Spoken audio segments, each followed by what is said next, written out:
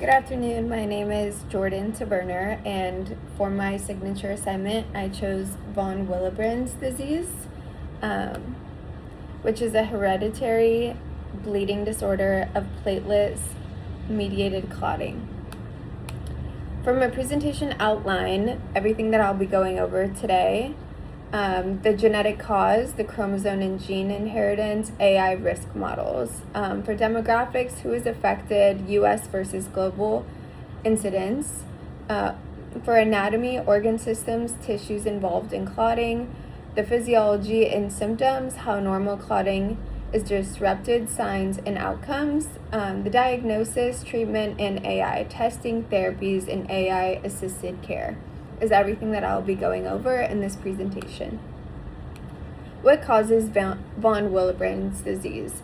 It is a mutation in the VWF gene, which is located on a short arm of the chromosome 12p13.3. The spans about 178 to 52 exons. The loss of clotting in the protein, the gene codes of the von Willebrand factor is a large glycoprotein made by the endothelial cells of the megakaryocytes that help platelets stick to injured vessel walls and protect clotting factor in the blood. The quantitative versus the quantitative defects. Some mutations reduce how much the VWF is made, which is the quantitative.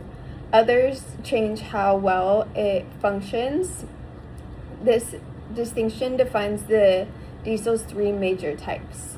And then there's a photo describing what I just went over for a visual aspect, the chromosome 12.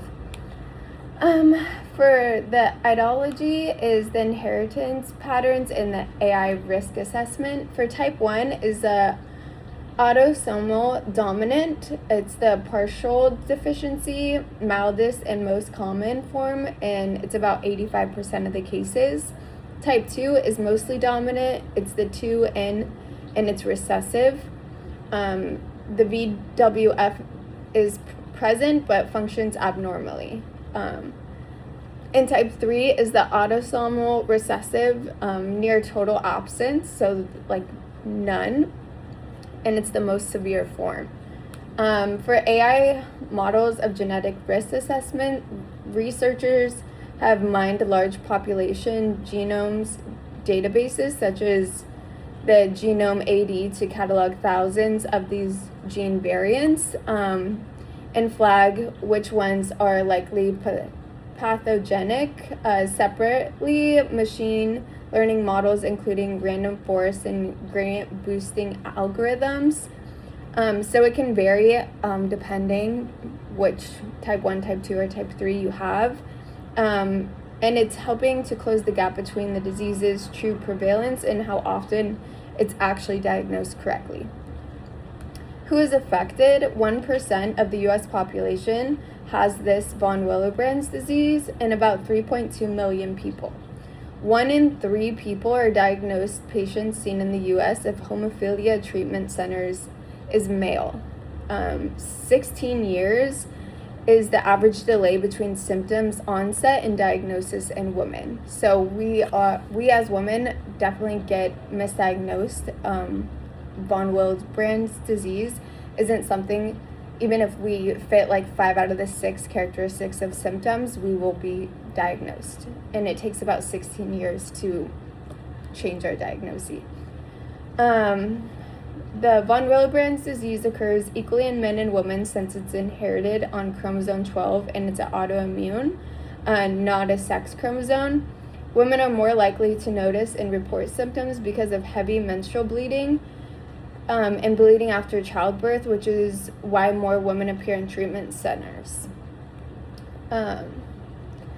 US versus global prevalence, so the United States against everyone else. Population screening studies estimate that clinically significant von Willebrand disease affects roughly 0.8% to 1.6% of people worldwide, with the US studies landing near the high end of the range.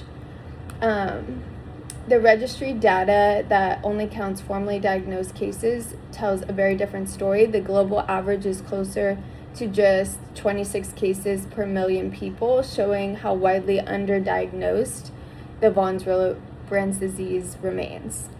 Like I mentioned before, a lot of people get misdiagnosed, and it takes about 16 years to get your right diagnosis and treatment. And we do see that a lot in women and older women. They say women can report it, but they won't get treated for what the actual cause is.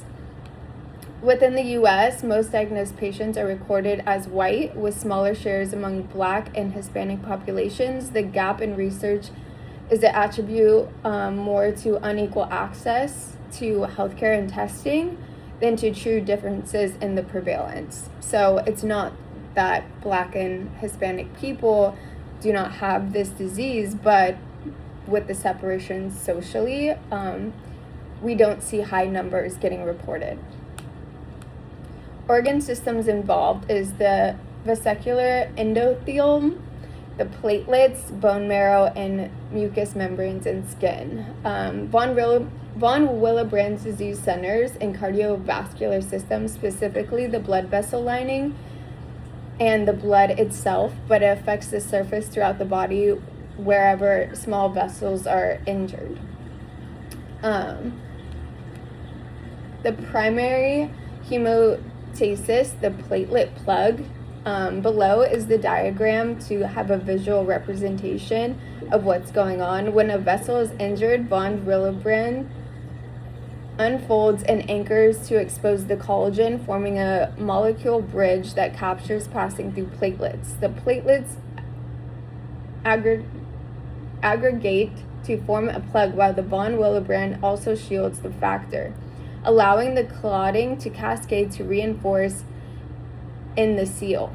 In von Willebrand's, the first step fails or is delayed, so bleeding continues and it's no longer normal.